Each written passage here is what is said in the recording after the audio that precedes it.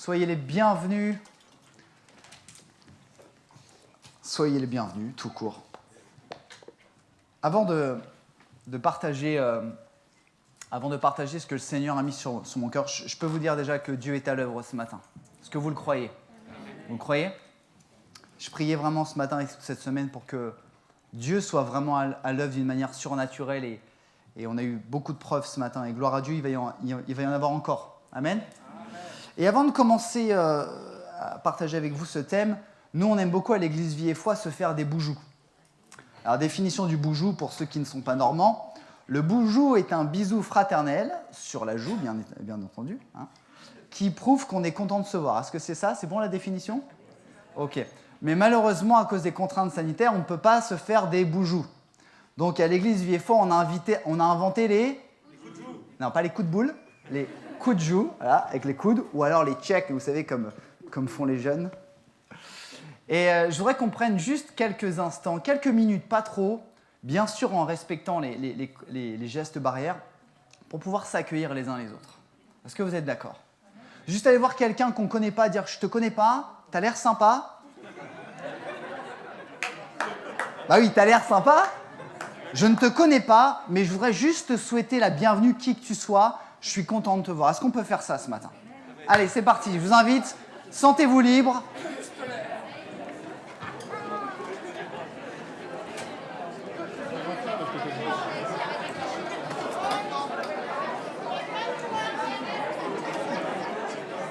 N'hésitez pas.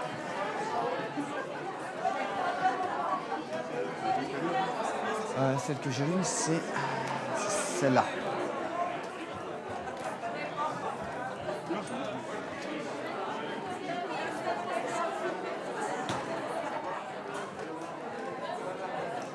Celle-là, elle n'est pas bouchée, il faut juste celle-là. Alors, attends.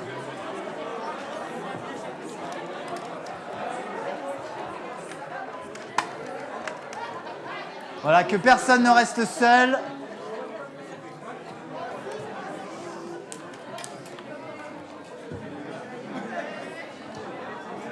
Ah, ça ne va pas.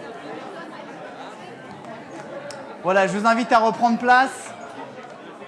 Merci. Voilà, par contre, celle-là, c'est le Saint-Esprit. Celle-là est pas mal. Elle est allumée? Et celle-là n'est pas allumée non plus. Excusez-nous, on a quelques soucis techniques. Alors celle-là, elle débranche-la, celle-là. Attends. Ouais. Ok, super. Voilà. Pardonnez-nous si on a été, si vous avez été choqués par ça. Ce qui se passe, c'est que finalement, quand on fait ça, ça fait un peu marcher aux poissons. Il y en a qui connaissent Astérix et Obélix? Ouais. Mais vous savez, je pense que quand le Saint-Esprit chamboule nos vies, c'est un peu ça en fait. On ne sait pas ce qui se passe, il y a du bruit, et on perd un peu nos repères. Et je pense qu'on a besoin de perdre nos repères et que le Saint-Esprit puisse prendre la place. Amen. Voilà, j'espère que chacun a été accueilli, c'est vraiment important. Et ça nous a donné l'occasion d'installer un petit peu de matériel, vous comprendrez pourquoi. Donc aujourd'hui, nous allons commencer un nouveau thème pour ces 2 mois. Nous terminons le thème sur l'amour. Nous avons partagé des messages, des exhortations sur l'amour pendant 4 mois. J'espère que vous aimez plus aujourd'hui qu'hier et moins que demain. Mais j'encourage chacun d'entre nous à persévérer dans l'amour parce qu'on n'aura jamais fini de progresser dans l'amour. Amen. La vision de notre assemblée locale, c'est d'aimer Dieu, aimer l'Église au sens des gens et aimer notre prochain. Et ça, il faut vraiment qu'on puisse progresser là-dessus. Le nouveau thème, c'est la puissance de l'esprit. La puissance de l'esprit dans la vie du croyant. J'ai vraiment à cœur, j'ai vraiment reçu de partager, peut-être 2 mois, peut-être plus, sur le Saint-Esprit. L'Église Vie et Foi, nous sommes une église, alors en France on aime bien les titres, nous sommes une église protestante, évangélique, pentecôtiste, charismatique. Vous avez 4 heures, c'est parti. Et le problème, c'est qu'on est un peu... moi, j'aime pas les titres, je déteste ça. Mais finalement, les titres, c'est bien pour être reconnu. Qu'est-ce qu'une église pentecôtiste charismatique? Une église pentecôtiste est une église qui reconnaît l'œuvre du Saint-Esprit, qui reconnaît que le Saint-Esprit est venu sur les disciples de Jésus. Amen. La Pentecôte, c'est bientôt, un jour férié pour ceux qui travaillent, je vous rappelle, c'est très important. Une église charismatique, c'est une église qui reconnaît le Saint-Esprit, mais qui pratique les dons. Ce que vous avez vu ce matin, Cyril qui a partagé, le pasteur William, moi-même, ce sont des dons surnaturels que l'Esprit donne aux chrétiens. On va le voir, c'est pour bénir l'Église et pour donner des preuves au monde que Dieu existe et qu'il est vrai. Amen. Et donc nous sommes une église pentecôtiste charismatique. Tout le monde est OK avec ça? Levez la main droite, dites je le jure. Non, je rigole. Voilà. OK, voilà, ça c'est important. Et donc on va parler du Saint-Esprit ce matin et pendant ces 2 mois. Qu'est-ce que le Saint-Esprit? Le Saint-Esprit est la 3e personne de la Trinité divine. Mais vous savez quoi? Il a été mis en numéro 3, mais il n'est pas forcément numéro 3, puisque la Bible nous dit, première page, Genèse 1:1, que Dieu était là à la création du monde, que l'Esprit de Dieu se mouvait au-dessus des eaux.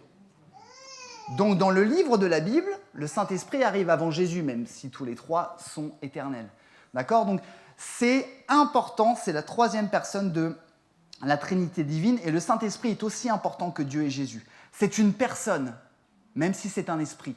C'est pour ça que dans la Bible, il est marqué « le Saint-Esprit, il ». Le Saint-Esprit, on dit un consolateur, un défenseur, c'est une personne. Et le Saint-Esprit, je voudrais vous dire ce matin qu'il est à la base de la vie surnaturelle du chrétien. Sans Saint-Esprit, pas de surnaturel. C'est vraiment important. Et la vie du chrétien est une vie surnaturelle. On partage un premier texte ensemble, 1 Corinthiens 4, 20 dans la version Louis II, « Car le royaume de Dieu ne consiste pas en paroles, mais en quoi ? En puissance. Il ne suffit pas de blablater. Nous, on aime bien les Français blablater. Mais il faut agir également. La présence et l'activité du Saint-Esprit sont essentielles dans ma vie pour, numéro 1, plaire à Dieu. Si je n'ai pas le Saint-Esprit, je ne peux pas plaire à Dieu. Et 2, pour agir pour le royaume de Dieu, puisque la Bible me dit qu'il faut que j'agisse avec puissance. Et être disciple de Jésus-Christ, je voulais nous dire ce matin, parce que je me mets dans le lot, être disciple de Jésus-Christ, ce n'est pas seulement croire, c'est faire avec puissance. J'insiste dessus.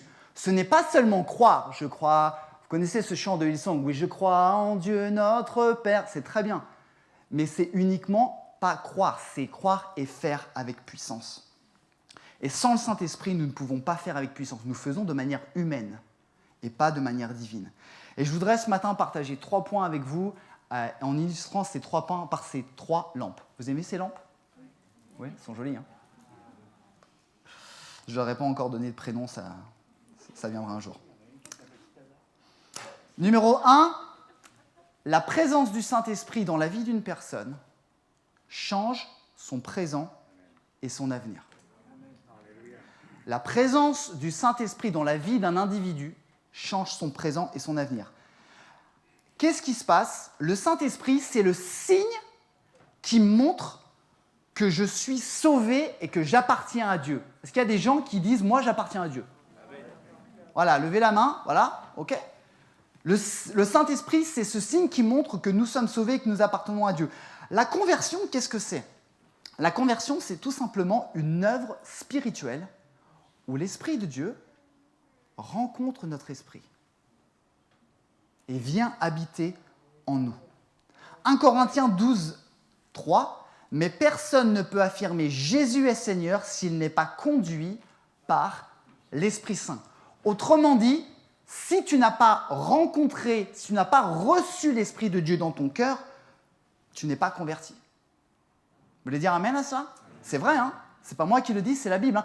La conversion, c'est pas une adhésion intellectuelle en disant « Oh, à l'église évangélique, là, au bord de la Seine, ils sont cool, il y a des guitares, j'aime bien le bleu, oh, j'aime bien, je vais venir. » Tu peux venir toute ta vie à l'église le dimanche sans avoir l'Esprit de Dieu en toi. Ça, c'est pas une conversion, c'est une adhésion. Et la réception du Saint-Esprit dans notre vie change tout pour ma vie sur terre et pour ma vie éternelle. On commence par ma vie sur terre. À la conversion, je deviens enfant de Dieu. Amen. Ça, c'est pas génial, ça?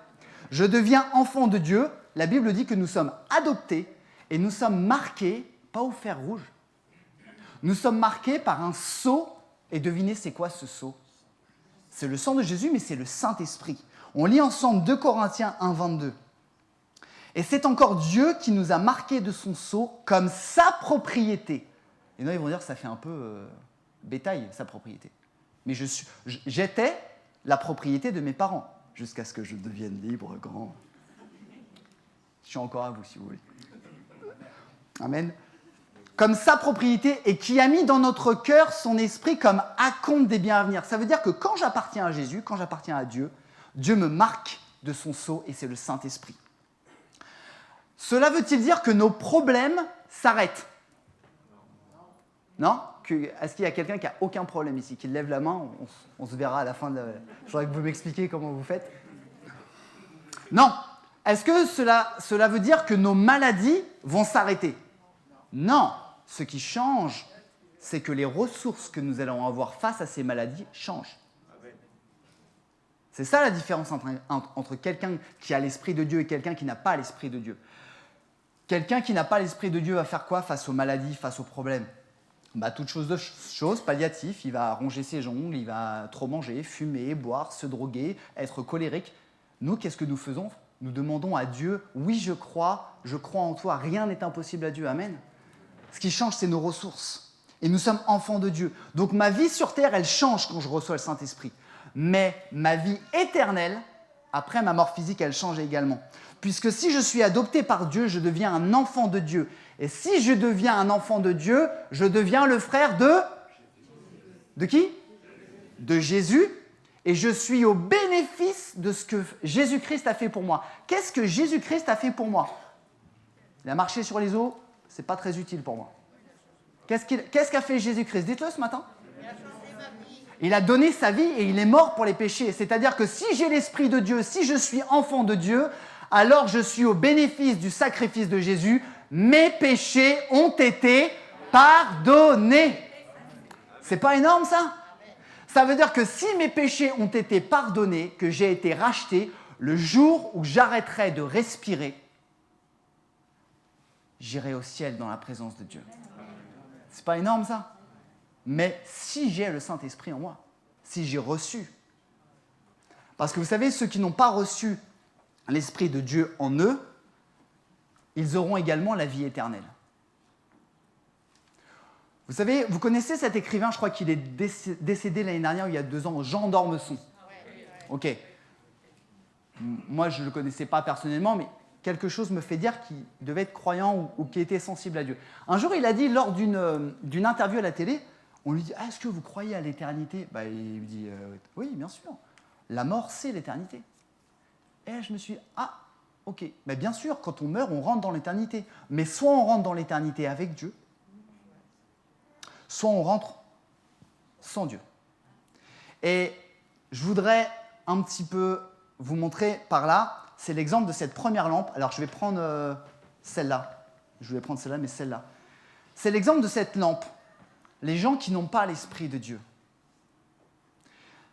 Les gens qui n'ont pas l'Esprit de Dieu. Romains 8, 9 nous dit « Si quelqu'un n'a pas l'Esprit de Christ, il ne lui appartient pas. » Et c'est un peu le cas de cette lampe. C'est une lampe, comme les autres, elle peut éclairer. Le problème, c'est qu'elle n'est pas branchée, elle n'est pas connectée, elle n'a pas reçu l'Esprit de Dieu. Donc cette lampe, elle peut éclairer. Le problème, c'est qu'elle n'éclaire pas. Un jour, quand on va faire du tri, on va regarder si elle éclaire. Et si cette lampe n'éclaire pas, qu'est-ce qu'on va faire? On va l'acheter. Pourtant, elle a les mêmes caractéristiques que l'autre. Elle peut être branchée comme les autres. Vous voyez ce que je veux dire? C'est vraiment important. Nous devons nous connecter à Dieu et recevoir son esprit pour que notre vie change aujourd'hui et demain. Et sans Dieu, nous sommes perdus. Et c'est cette première lampe qui n'éclaire pas et qui n'est pas branchée. Alors peut-être certains vont dire ce matin, ou ceux qui nous suivent sur la chaîne YouTube, dire « Mais moi, je veux me connecter à Dieu, je veux être branché, je veux pas mourir, vivre l'éternité loin de Dieu. Comment faire? Comment faire? Branchez-vous à Dieu. Connectez-vous à Dieu. Dites juste avec votre cœur et pas avec votre intellect. Dieu, je veux te rencontrer. Dieu, je veux connecter avec toi. Et Dieu se révélera à vous. Est-ce que vous le croyez? Amen. Moi, je crois que quand quelqu'un parle sincèrement à Dieu, Dieu lui répond. Voilà, c'était le premier point. La présence du Saint-Esprit dans la vie d'une personne change son présent et son avenir, et que malheureusement, si je n'ai pas l'Esprit de Dieu, je suis perdu. Deuxième point, vous êtes toujours avec moi ? Numéro 2, recevoir l'Esprit de Dieu ne suffit pas pour devenir un véritable disciple. Et ce sera le cas de 7 lampes. Suivez bien, hein, parce que après je vais les mélanger, puis il y aura une interrogation. La conversion, l'Esprit de Dieu vient en moi, je reçois l'Esprit de Dieu, j'ai la foi, c'est génial, c'est super, je suis sur un nuage, mais ça ne s'arrête pas là. Il y a une suite. Il y a une suite et cette suite, elle n'est pas optionnelle.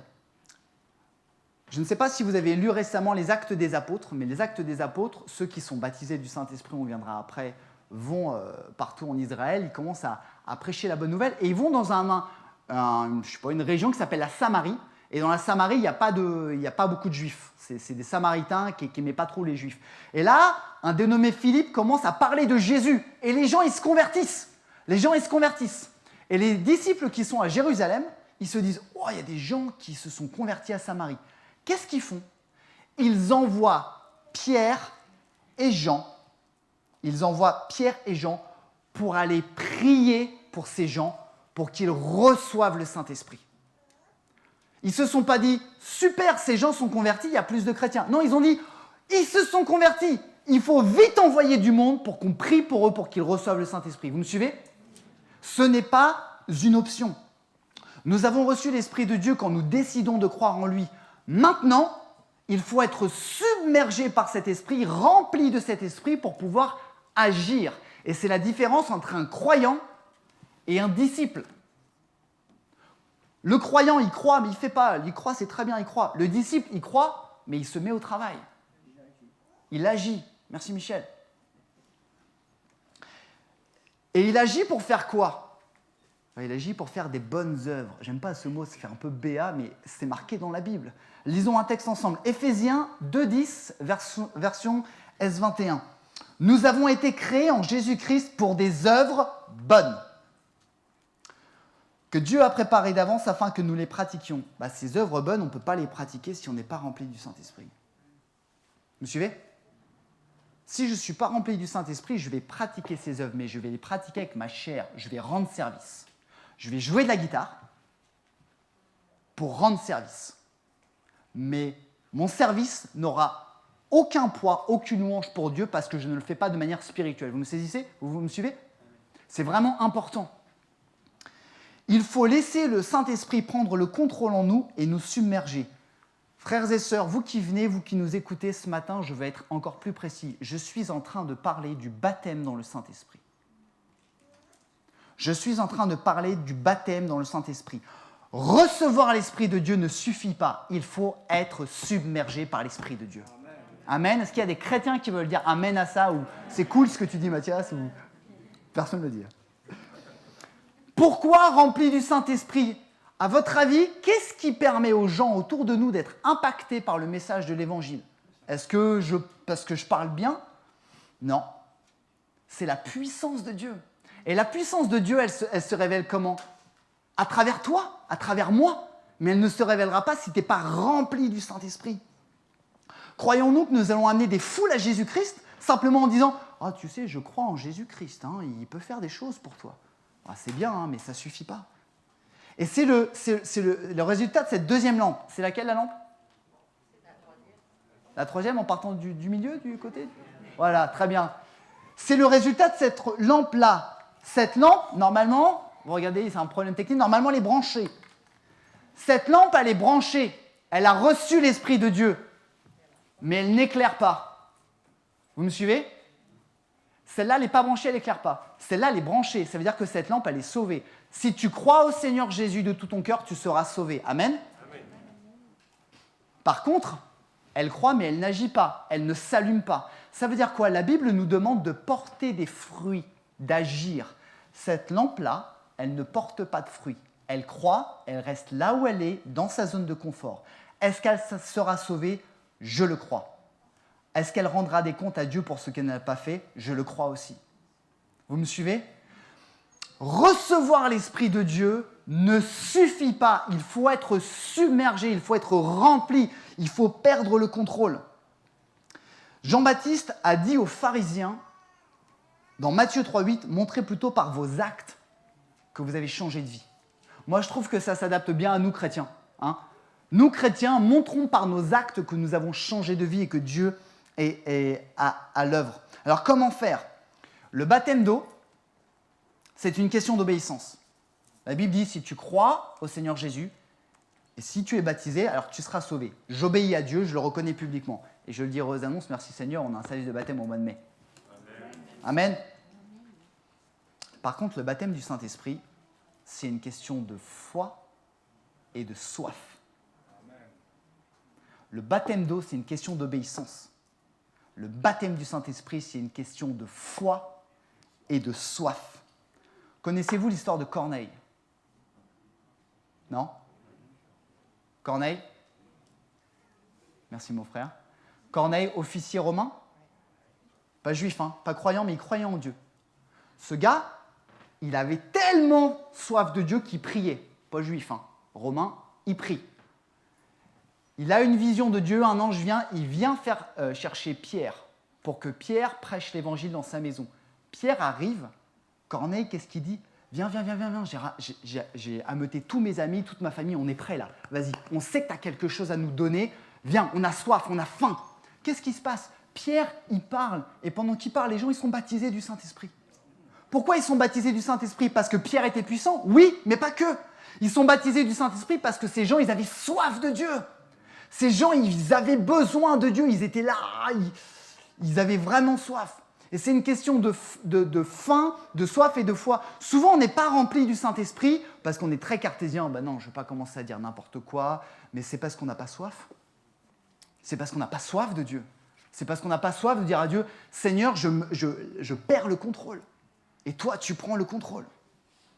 Et je voudrais vraiment vous encourager pendant ces 2 mois, peut-être plus, nous allons prendre des temps dans les cultes, dans les rencontres, où nous donnerons l'occasion au Saint-Esprit de se manifester et aux gens qui ont vraiment soif d'être baptisés du Saint-Esprit. Amen. Amen. Il est temps de s'allumer. On est branché, mais il faut s'allumer parce que quand on s'allume, on éclaire. Et Jésus nous a demandé d'être la lumière du monde. Amen. Et nous sommes face à un choix. 3e point et dernier point. Je voudrais parler de cette lampe-là. Cette lampe-là, elle est quoi? Elle est branchée, elle est allumée, elle est belle, elle est ce que vous voulez. Cette lampe, elle a reçu l'Esprit de Dieu. Elle est branchée. Et cette lampe, elle est allumée. Elle a été baptisée par le Saint-Esprit. Ça veut dire quoi? Elle a vécu vraiment le baptême immergé par le Saint-Esprit. Et elle est prête, elle est équipée. Dans le milieu théologique, on dit que le Saint-Esprit équipe le croyant pour agir. Et cette lampe, elle peut porter du fruit. Elle se caractérise par plusieurs points. Cette lampe, elle a été baptisée dans le Saint-Esprit et cette langue, elle parle en langue. Pardonnez-moi si le parler en langue fait peur aujourd'hui. Le parler en langue, c'est quelque chose de biblique. Je veux donc y croire et je veux donc l'appliquer. Il y en a qui sont d'accord avec moi? Amen. Amen. À chaque fois que quelqu'un s'est converti, qu'on a prié pour lui, s'est mis à parler en langue. Ce n'est pas juste un homme ou une femme, hein, c'est tous. Donc ces gens, ils parlent en langue. Il n'y a pas besoin de faire un roman, hein, mais ces gens, ils parlent dans des langues inconnues. La Bible nous dit que quand on parle en langue inconnue, on s'adresse à qui? On s'adresse à Dieu, donc pas besoin de comprendre ce que ton voisin dit. Hein. Ok? Cette lampe, elle parle en langue, mais également, elle pratique les dons du Saint-Esprit. Je ne vais pas faire un cours sur les dons du Saint-Esprit. Si vous êtes intéressé, allez dans 1 Corinthiens 12. 1 Corinthiens 12, il y a les 9 dons du Saint-Esprit. Ce matin, Cyril a exercé le don de prophétie. Prophétiser, ça veut dire parler de la part de Dieu. Est-ce que vous pensez que Cyril a inventé cette histoire? Non. En tout cas, j'espère pas. Cyril a reçu cette inspiration de la part de Dieu. Nous croyons que c'est surnaturel. Amen. Ça, c'est un don. Donc, Cyril est donc une lampe allumée. Je vais faire une barbe, là, avec des lunettes. Ah, un masque aussi, pardon. Troisième caractéristique, elle parle en langue, elle exerce les dons du Saint-Esprit, et cette lampe-là, elle témoigne avec puissance. Acte 1, 8. Mais le Saint-Esprit descendra sur vous, vous recevrez sa puissance et vous serez mes témoins. À Jérusalem, dans toute la Judée, à Samarie et jusqu'au bout du monde. Ces lampes sont utiles et efficaces. Mais je voudrais m'arrêter maintenant et dire attention. On aurait tendance à dire « Ah, mais eux, c'est des super chrétiens. » Bah non. Non, Cyril n'est pas un super chrétien. C'est un chrétien exceptionnel. Vous pourriez dire amen, hein. Ah, oh. Pourquoi ? Parce que le chrétien ou la chrétienne qui est rempli du Saint-Esprit doit continuer à progresser. Amen. Donc vous direz tout à Cyril à la fin du culte, Cyril, il faut que tu continues à progresser. Vous l'encouragerez. On est face à deux nécessités. Ce chrétien qui est rempli du Saint-Esprit, qui parle en langue, qui a vécu une expérience spirituelle forte avec le Saint-Esprit, il doit toujours chercher à grandir dans l'esprit. Il doit pratiquer plus de dons, il doit chercher à parler plus souvent, plus en langue, à développer son parler en langue. Notre frère Paul Tucker, que beaucoup d'entre vous ont connu, il disait « le parler en langue, ça se développe ». Ça se développe. Parce que si jamais tu dis à Dieu en langue inconnue toute ta vie « Dieu, tu es bon, je t'aime », ça va lui faire plaisir, mais ce serait bien de lui dire d'autres choses. Bah oui, c'est vraiment important. Et donc, il doit chercher à aller plus loin dans l'esprit et il doit continuellement mener une vie de sanctification, c'est-à-dire de ressembler toujours plus à Jésus. Et pourquoi ? Parce que si jamais notre frère Cyril il fait plus ça, et bah normalement, si jamais ça fonctionne bien, mais bien sûr ça ne fonctionne jamais comme ça. Hein. Ah oui ! Ah ! Et la lumière fut, voilà. Voilà, il brille de mille feux. Par contre, si jamais le chrétien ou la chrétienne se repose sur ses lauriers, je suis converti, je suis baptisé du Saint-Esprit, tout va bien, je me relâche, je m'éloigne de Dieu, qu'est-ce qui va se passer ? Le Saint-Esprit va s'en aller. Et qu'est-ce qui va se passer ? Bah, cette personne, elle va faire ça. Voilà. Et qu'est-ce qu'elle risque de faire ? Elle risque de faire ça. Bon, alors je ne peux pas parce que ça ne s'éteint pas. La Bible nous dit dans Psaume 51, je crois que je ne l'ai pas mis, David prie Dieu. David vient de commettre un adultère. Il vient de pécher, il vient de s'éloigner de Dieu. Et David dit à Dieu, ne me retire pas ton Esprit Saint. Parce que David savait très bien que quand on s'éloigne de Dieu, quand on pêche, ça veut dire manquer la cible, faire quelque chose qui n'est pas agréable à Dieu, l'Esprit Saint s'en va parce qu'on laisse place à la chair. La Bible nous dit aussi que l'Esprit de l'Éternel se retira de Saül, du roi Saül, tandis qu'un mauvais esprit envoyé par l'Éternel se mit à le tourmenter. Ces personnes sont dans le bon chemin, mais ces personnes doivent continuer à progresser. Amen. Et je voudrais conclure ce matin. Je vois bien qu'il est où mon frère Raphaël ? Raphaël, je veux bien que tu puisses te mettre à la guitare. Je voudrais vraiment qu'on prenne du temps ce matin et j'espère que ça vous a parlé.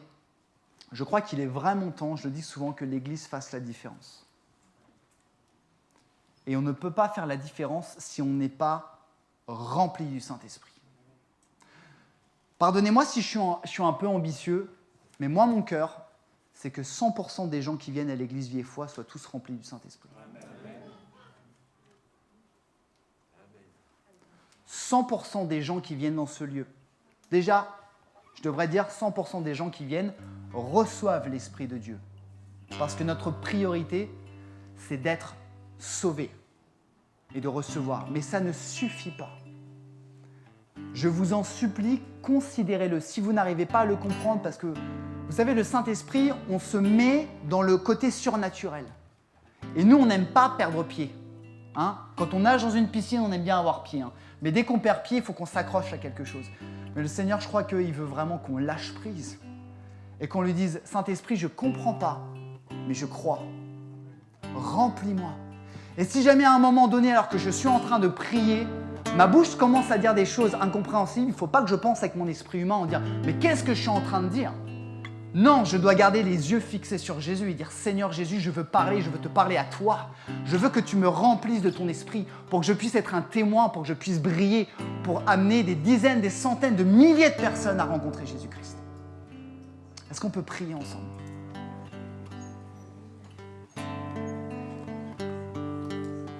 Est-ce qu'on peut vraiment prendre un temps à part entre nous et le Seigneur ce matin?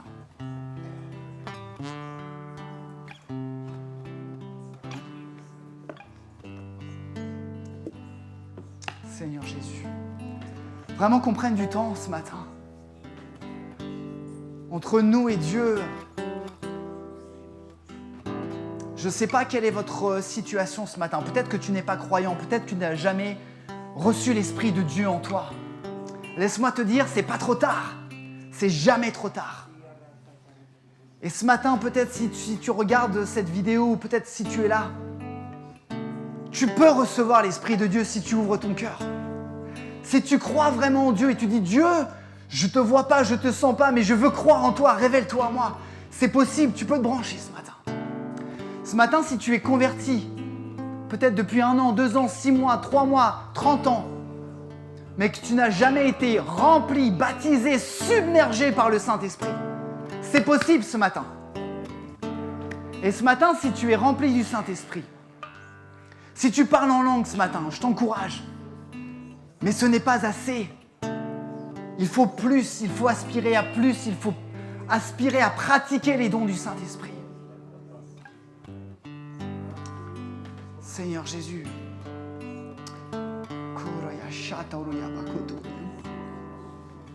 Mettons-nous devant le Seigneur ce matin. On va prendre un temps d'appel ce matin et je vais faire 3 appels en un. Je vais demander à Raphaël de continuer à jouer. Je veux croire en toi, rien n'est impossible à toi. Je voudrais m'adresser à la fois à ceux qui n'ont jamais reçu l'Esprit de Dieu. Je voudrais m'adresser à ceux qui n'ont jamais été baptisés dans le Saint-Esprit. Et je voudrais m'adresser à ceux qui sont baptisés dans le Saint-Esprit.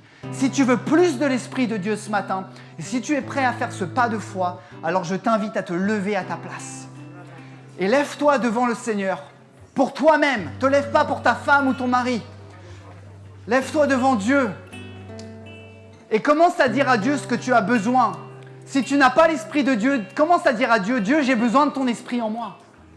Si tu n'es pas rempli du Saint-Esprit, commence à dire à Dieu, Seigneur, voilà ce que Mathias il dit là, je ne sais pas ce que c'est, mais j'ai besoin de ton Esprit.